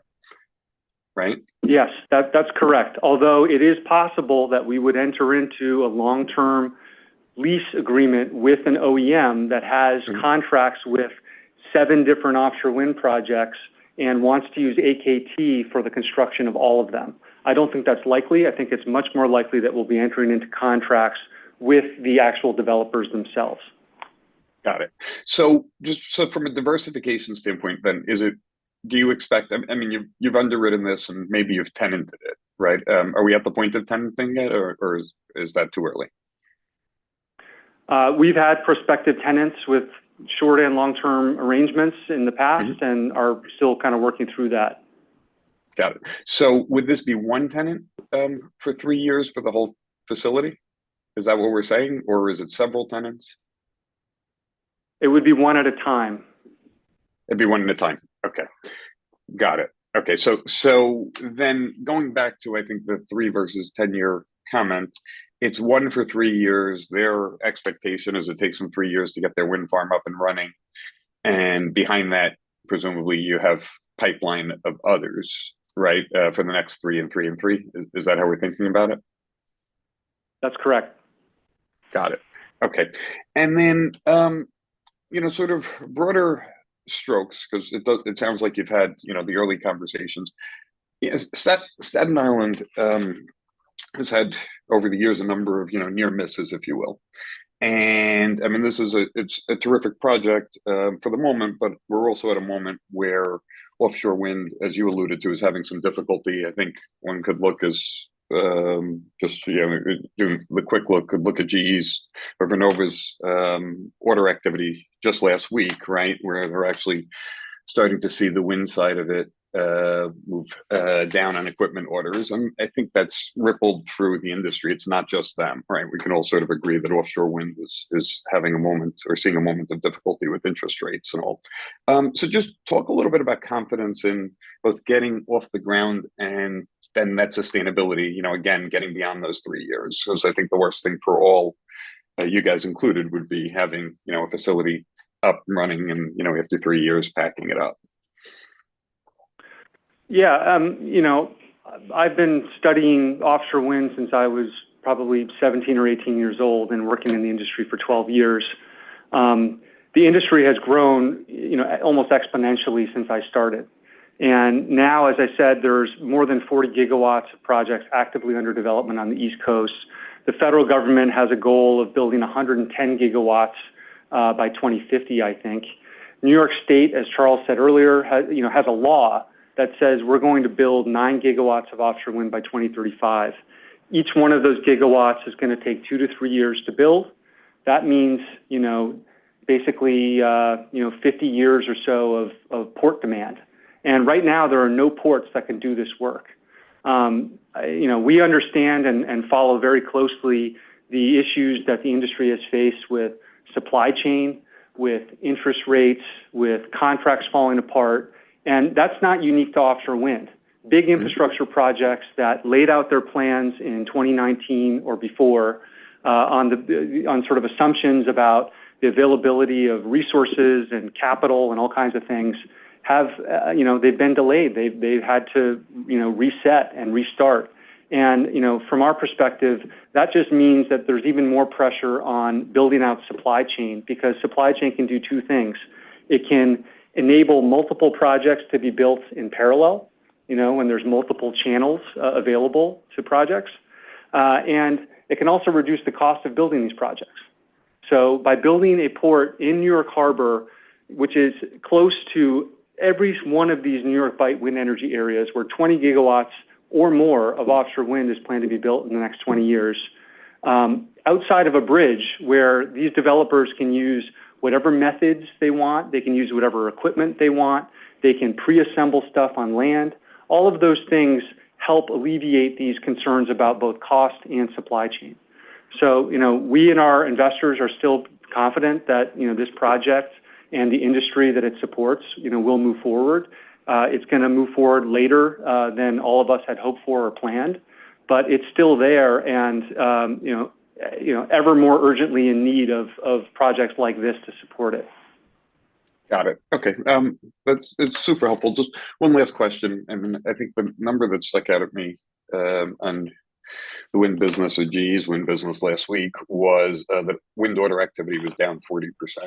Do we think this is a small enough project in the grand scheme of things that, either we get to market a little later and things have sorted out, or do we think we're small enough that we're unaffected, or, what sort of just gives you the confidence that it'll just follow through? I mean, I guess I want to make a distinction between our project and, GE's position relative to its competition in the market. And I don't know if that referred also to the onshore wind business, which is really quite different than offshore wind. But, we're building, again, a very flexible space that can support the full range of vessels, the full range of turbine manufacturers and models, for, a diverse array of projects that are planned in different water depths, off of New York, that could interconnect into New York or New Jersey or other states. We're a very flexible asset. And again, as long as the offshore wind industry continues to be something that exists in this area, this port will be needed. So that's the best I can, I guess, answer that. Got it. Okay, perfect. Thank you. Thank you for the insight, and I think I have a better understanding just now. Thanks. Thank you, Commissioner. Okay, I'm ready to go to the second round of questions, where I have Commissioners Osorio, Dweck, Cerullo, and Vice Chair Knuckles. Commissioner Osorio. Thank you, Chair. Thanks so much for engaging with our questions. I really appreciate that. I've also found them very useful. I have two quick follow-up questions. One is to build on Commissioner Cerullo's and Vice Chair Knuckles' question on the lease structure. Can you help us understand how does the lease structure that you've been presenting to us compare to Equinor's 10-year term for the turbine staging and installation activities that they've leased in the South Brooklyn Marine Terminal, and maybe sort of understand also what is the difference of what is being proposed there with what you're proposing there? You keep referring to this as the only port, and I'm having trouble understanding how does this compare to what they have, given the difference in the lease structure that we've been, discussing today. I guess I want to just speak with respect to Equinor and their project. And again, I don't speak on their behalf, so I'm just going to offer you my sort of opinion and our story as it relates to the development of their project and South Brooklyn Marine Terminal. This project was conceived in 2018. And with a view that offshore wind would be needed in New York, and for offshore wind to be realized cost effectively in New York, that a unrestricted port would be needed. And, at that time, there was really only one offshore wind project in the New York Bight, which is Equinor's project. The federal government was rather late on leasing additional wind energy areas. And so therefore, New York State needed to take action to facilitate Equinor's project, which was ahead of others in the region, and support port development that could support that project. The South Brooklyn Marine Terminal is being very much led by Equinor, one developer. That's very different than our orientation, which is as a supply chain development company, building something for all developers, now and well into the future. And that's why this air draft issue is so important, because, we don't know what vessels, a wind farm in 15 years might need. We don't know, what it might look like. So we decided that it would make sense to build something that, again, can meet everybody's needs. The South Brooklyn Marine Terminal is, as I understand it, has a small fraction of government support. I mean, it's a large amount of money. I think it's around $200 million, let's say. The balance of that facility is being paid for by Equinor. It was announced the other day that it's an $861 million contract. It's likely a $900 million or more project overall. That is a huge investment for one wind farm to make. And they also have another project called Empire Wind 2, which, if you follow, was recently not able to move forward with the transmission route that it had planned and withdrew its OREC contract. That project is still very real and, in need of a new contract, a new plan. And Equinor, having just spent, $700 million or more, or being about to spend that amount of money, is likely to want to make sure that it can squeeze in its second project out of this port while it has made that substantial contribution to developing that asset. So as a result of that, it's very much unclear to all of these other developers in the industry when and if that port will be available to support their projects. The other thing that I would point out is about the air gap restriction and what they've proposed. Currently, the way that wind turbines are being installed for like the South Fork Wind Project and the Vineyard Wind Project is using feeder barges. So if you're familiar with the Jones Act, that requires transportation of U.S. merchandise between U.S. points on U.S.-owned, crewed, and operated vessels. The way that they've gotten around the issue of the lack of Jones Act-compliant jack-up wind turbine installation vessels, which are $900 million, and a whole other topic for, needing to have contracts to support the financing of. The way that they've been doing it is putting turbines on barges and sending them out into the ocean, where the foreign flag vessel will lift the components from the barges and install them on the foundations offshore. The average rate of installation for those projects is 1 turbine every 10 days. In Europe and Asia, where they use purpose-built vessels, it's 1 every 3 days. So with 2,000 wind turbines to be built in the United States, we can't be building them at a clip of 1 every 10 days, or we're going to pay way too much, tens of billions of dollars more on vessels than we probably need to, and this is going to take decades longer.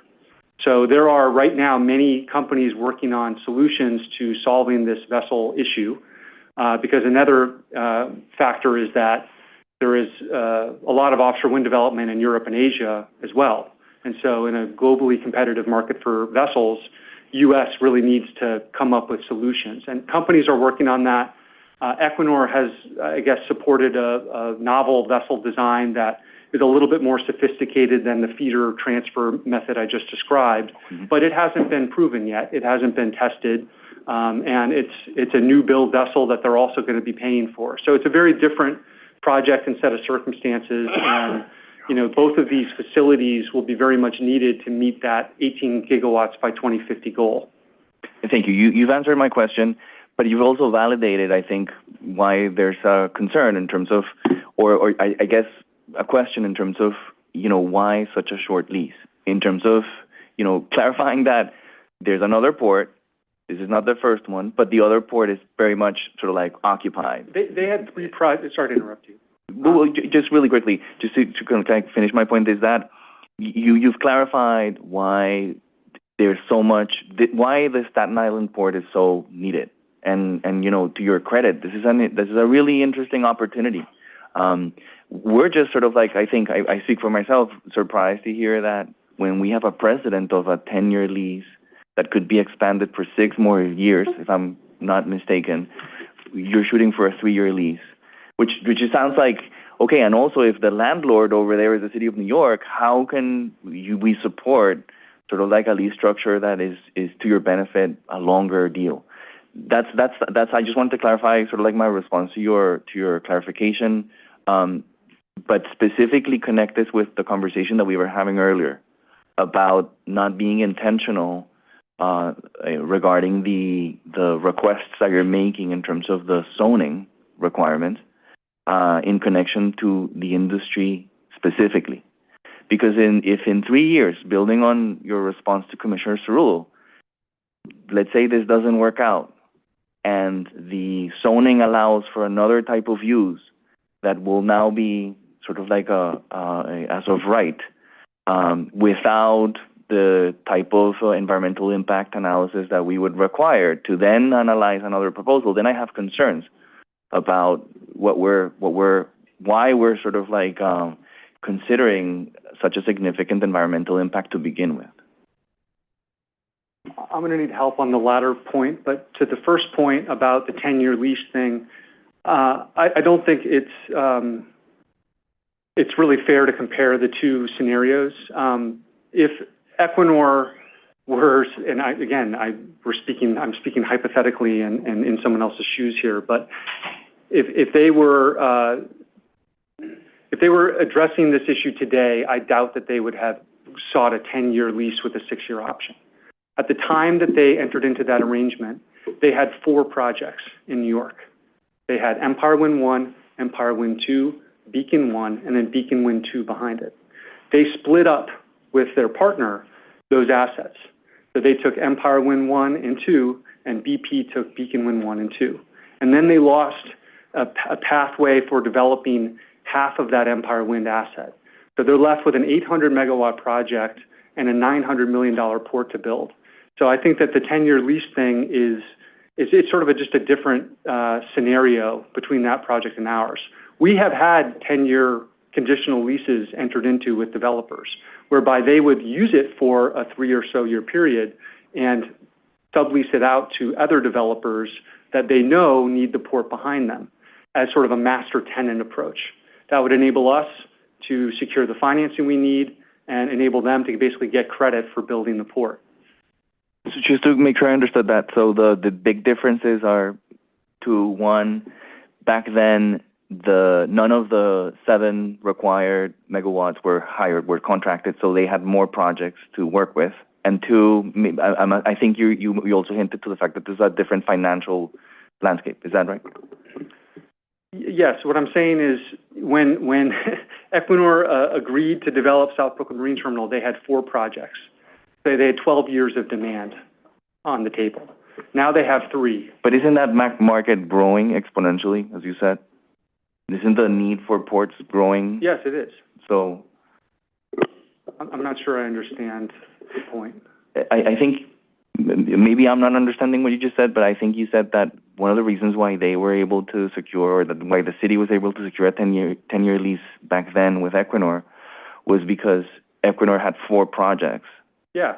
And now it sounds like you're suggesting that we don't, but at the same time, the market has grown since then.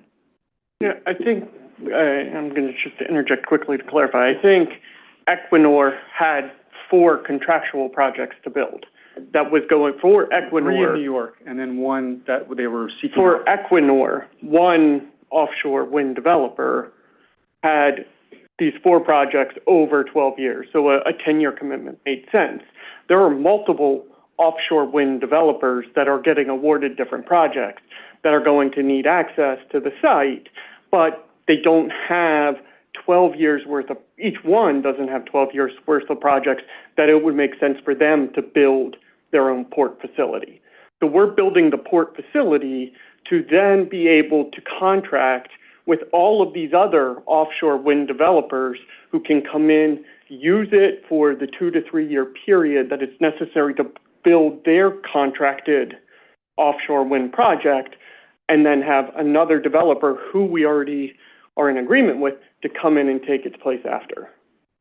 So I think the difference is Equinor had those 4 projects lined up. They needed a facility for that length of time.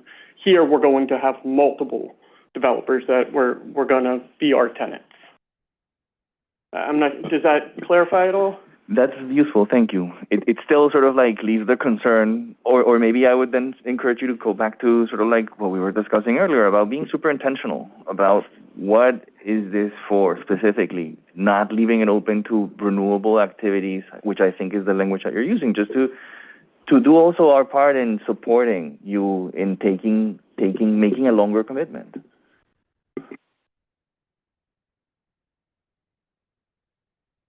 And again, so sort of to touch on one other comment that you had made about what happens if there isn't somebody, we based, and again, I think as Boone explained, in order for us to get construction financing, we're going to have commitments for more than 1, 2, or even 3 projects. Because our lending partners are going to need assurances that we have legal commitments to fill out at least 10 or so years of occupancy. But again, this is an authorization. This is an authorization for a particular water-dependent use that will have an environmental benefit. And if that use isn't being continued and modifications are needed to facilitate another use, that would have to come back to the commission. And if they are not meeting the environmental sustainability requirements and findings, then they would not have the authorization to use the port. Thank you. That's all very useful. The concern is that once we cut the trees and once we destroy the wetland, then they're gone. Understood. Thank you. Thank you, Commissioner. Let me move on to Commissioner Dweck. Just a follow-up. So the way I understand it now, the employees will be changing. You're not the employer of record for these employees. That's right.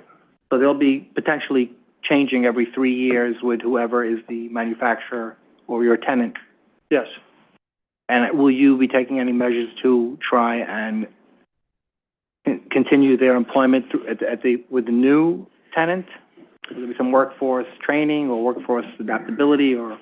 Yeah, I mean, I think it's important when you think about this, to be thinking about this as a permanent, a construction site, right? Where depending on the day, you have a different trade, a different subcontractor, a different company basically coming in, bringing their team of workers to do something.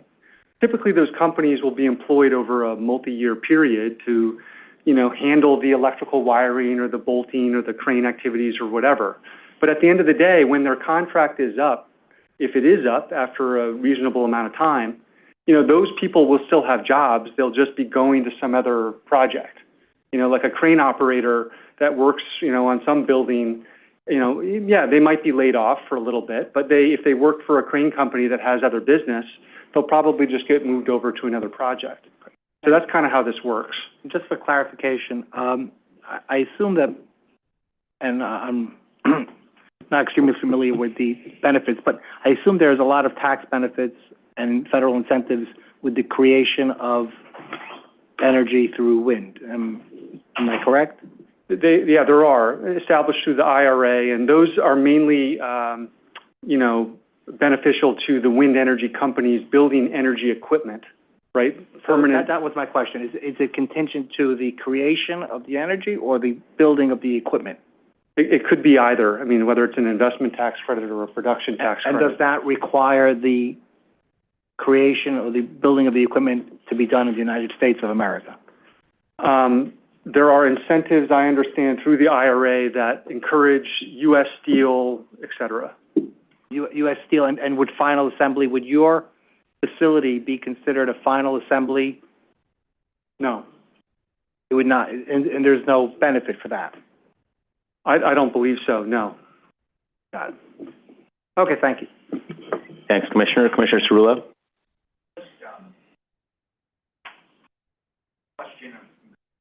Come away with a new question, which doesn't necessarily have to be discussed now, but perhaps in a follow-up if you can get it to us.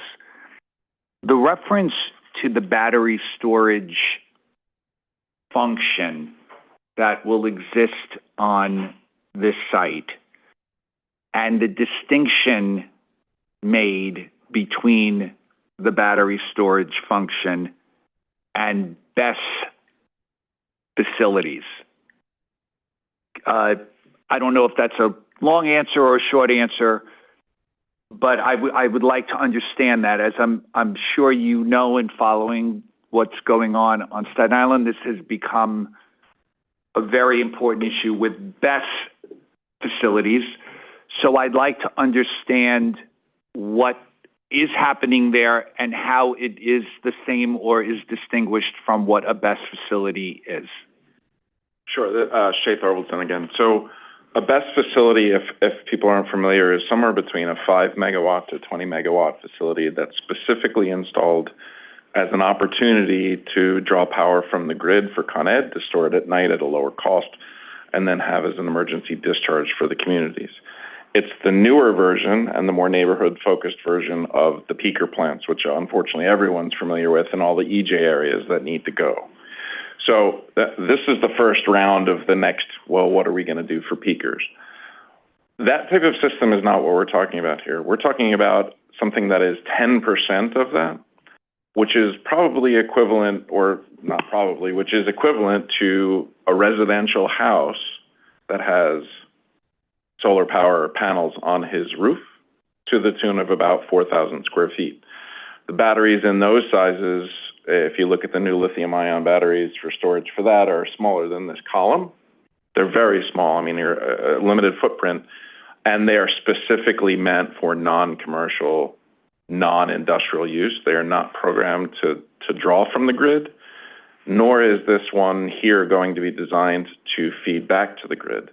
The intent here is to generate the power and try to generate as much power as we can on the Arthur Kill Terminal site to offset as much carbon footprint on the Arthur Kill Terminal site as we physically can without pulling more resources from the grid itself.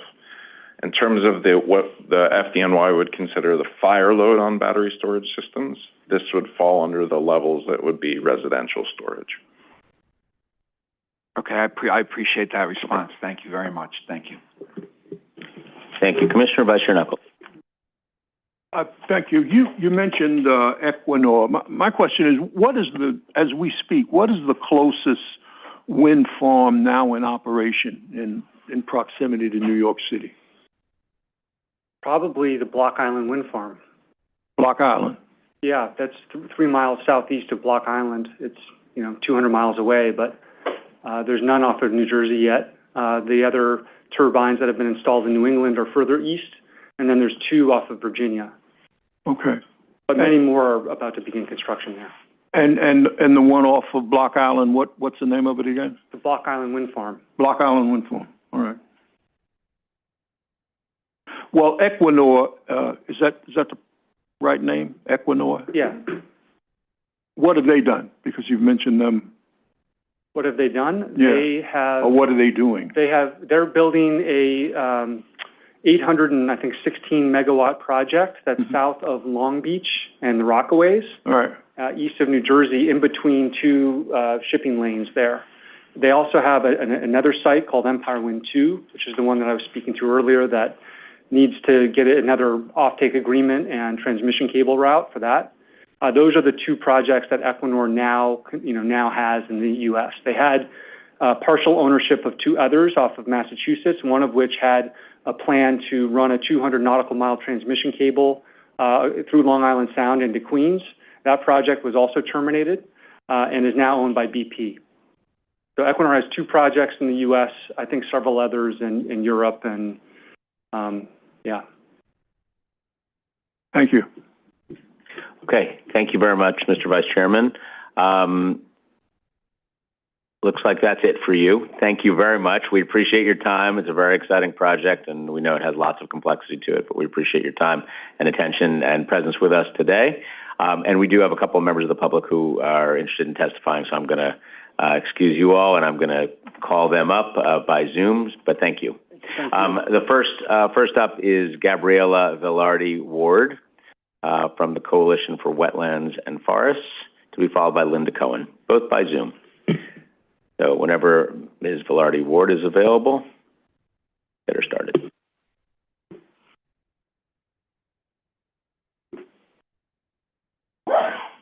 Bless you. Gabriella, you should be able to unmute in Zoom. Thank you. Do you hear me already? No. We can hear you. Okay, now, but I wanted to thank the commissioners for their excellent questions. All right. So, I worked for the New York City Department of Parks and Recreation for 23 years as an architect.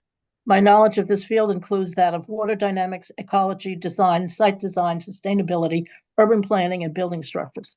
I also taught various aspects of architecture at what was then called New York City Technical College. And I am the founder and director of the Coalition for Wetlands and Forests. In 2012, I was the resident engineer and construction supervisor for the Victory Diner project, which was a lead project right on the beach of Midland Beach before, during, and after Hurricane Sandy.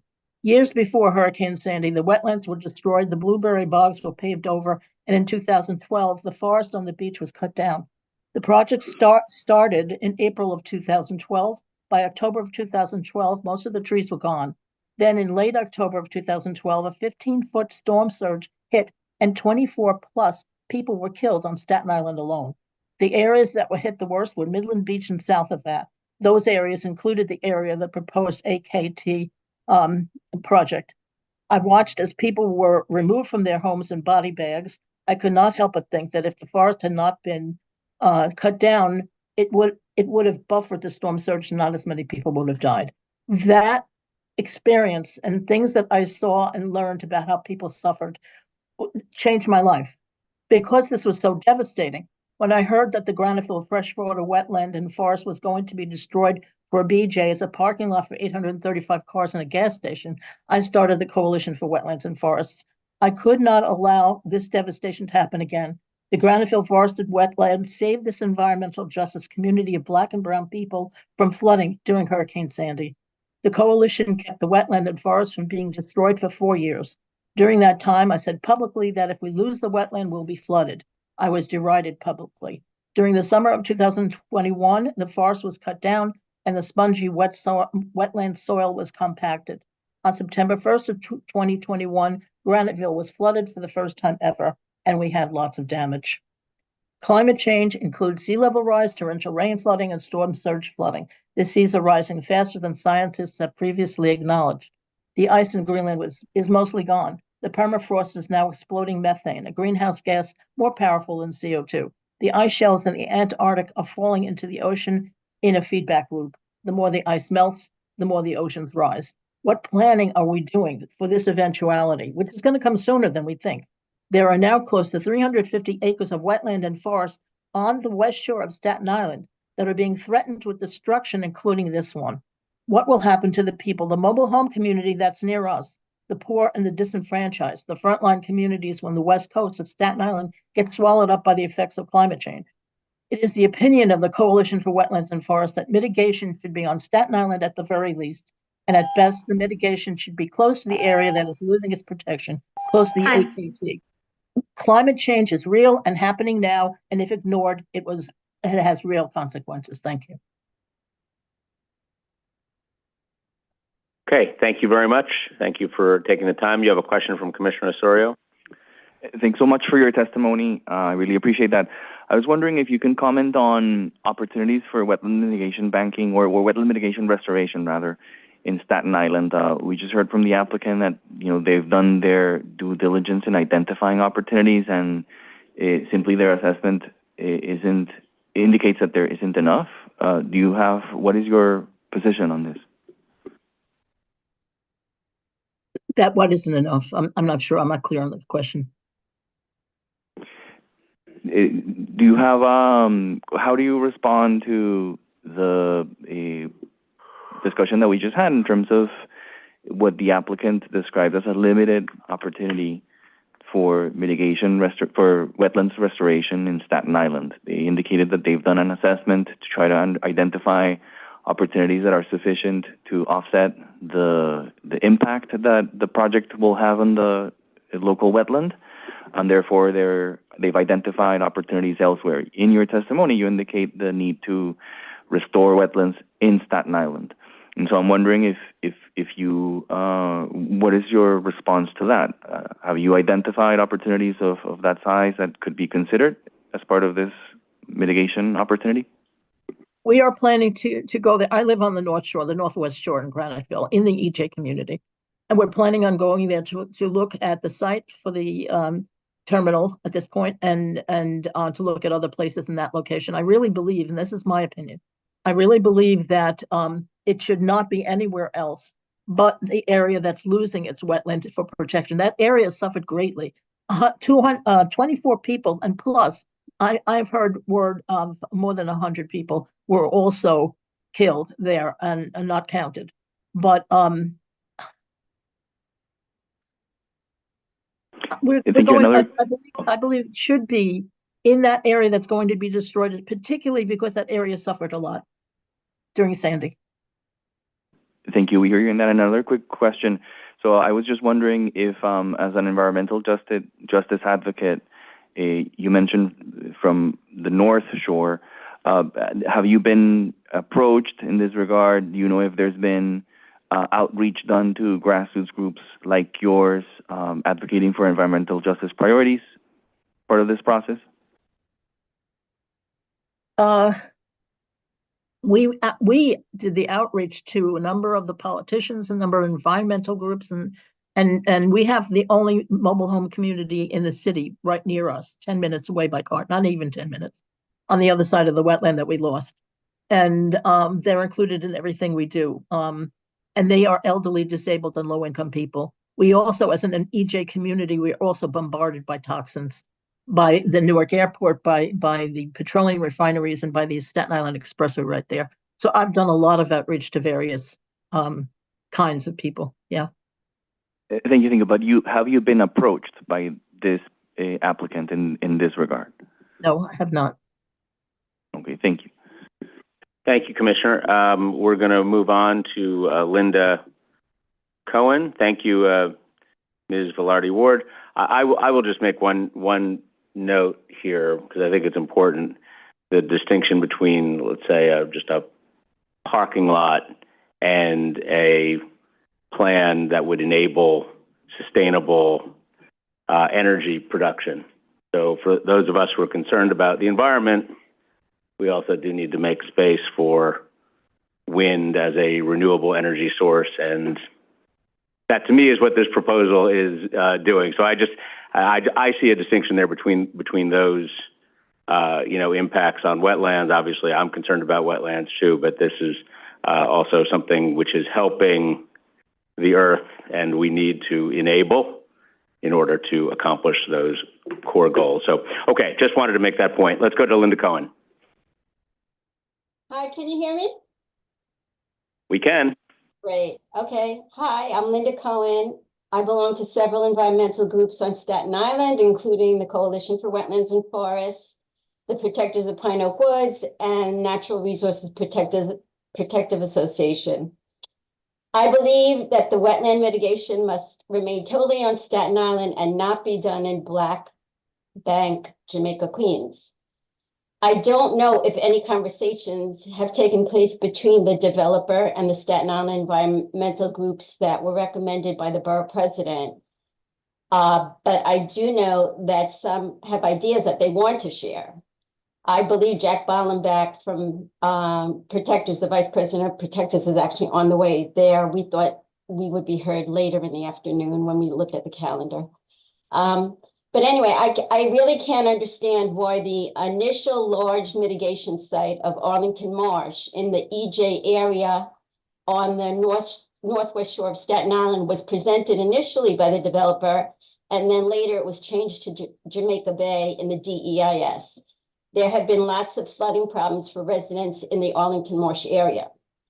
I was around to see a lot of the damage in Graniteville, a lot of the fatalities in, from the Hurricane Sandy. I believe that we need our wetland mitigation to remain here. When DEC was asked why most of the mitigation is planned to be done in Black Bank, Jamaica, Queens, the email response that I received was Black Bank in Jamaica Bay was the only site identified that met all agencies' criteria and did not face insurmountable challenges. I love Jamaica Bay, and I know many agencies want to save it from the sea level rise. That's such a problem there right now. But the DEC guidelines seem odd to me. And I agree with one of my colleagues who wrote, I believe that if DEC guidelines preclude all of the mitigation from taking place on Staten Island, then the guidelines are faulty. On Monday's review session, I heard the DCP planner state that the details of this mitigation plan will not be finalized until the project completes the requisite federal permitting processes. So I'm pretty new to understanding CPC timelines and DEC processes, DEIS processes rather. But I wonder, when will the requisite federal permitting process be completed, and how does it affect the final EIS? And how does it affect the CPC vote if the mitigation plan is not finalized? And even if all the CPC commissioners agree that mitigation should stay on Staten Island and vote in a way to support that idea, are there individuals at state and federal agencies who can later decide to keep it in Jamaica Bay anyway? Okay, well, the borough president heard our concerns, the community board heard our concerns, and I hope that you also, hear our concerns and guarantee that our mitigation will remain on Staten Island for the safety of Staten Island residents. I thank you. Thank you. Thanks very much. Commissioner Osorio. Thank you, Chair. Thank you very much for your testimony.